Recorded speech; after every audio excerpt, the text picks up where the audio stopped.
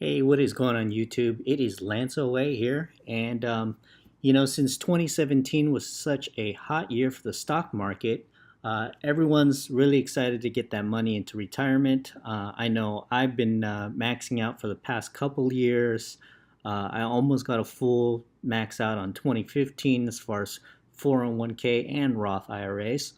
So, one of the hottest products right now are these index funds, index ETFs. So, recent article that came to me was the expense ratio thing.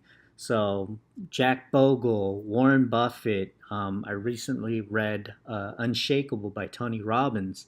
Really good advice from all these big time names in the investment game.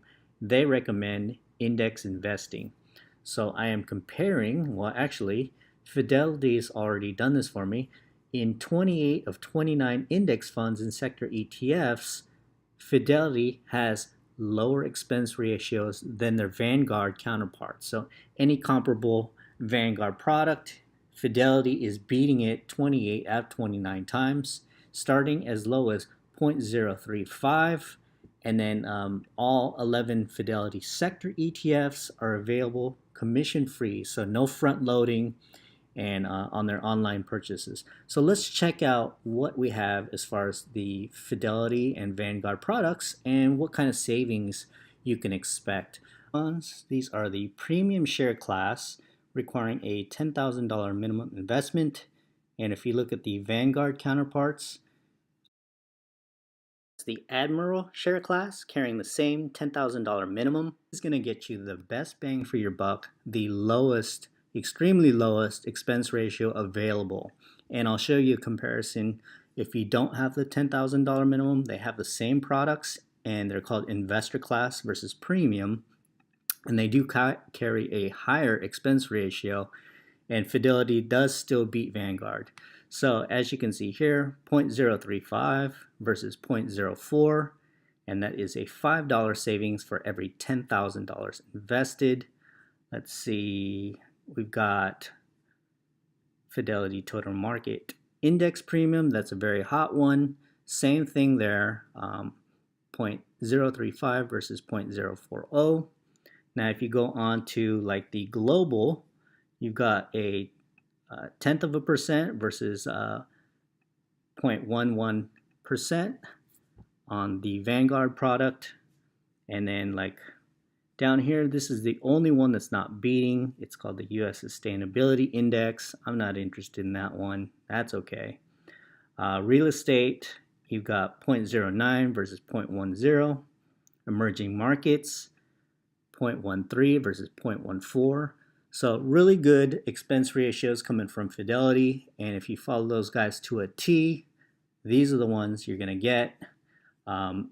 If you're following the likes of Jack Bogle, Warren Buffett, and Tony Robbins wrote a really great book called Unshakable, and they all recommend minimizing expense ratios as over the long term, they will really cut your returns.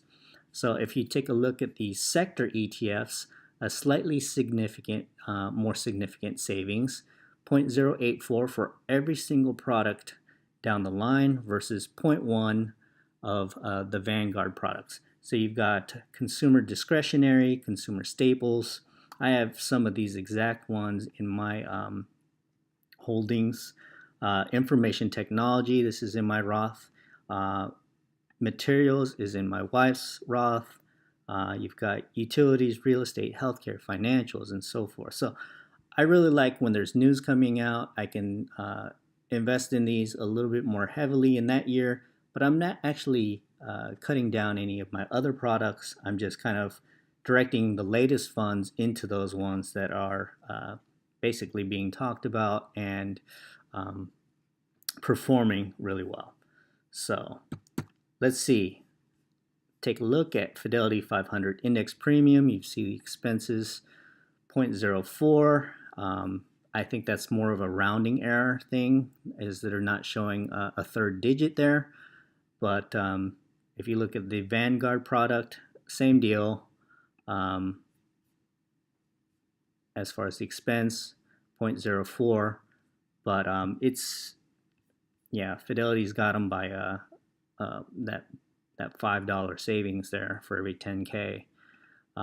If you look at the total market index, same deal, and performance is very similar here. You look at the 1 year of the fund, 17.8 versus the Vanguard total stock. What is theirs? 17.86. So pretty much splitting hairs there. Now, if you look at the investor share class, that's where if you only have a minimum of $2,500 to invest, the expense ratio does go up by 0.005 to 0.09. And then if you look at the Vanguard, it is a $3,000 minimum to invest in the investor share class.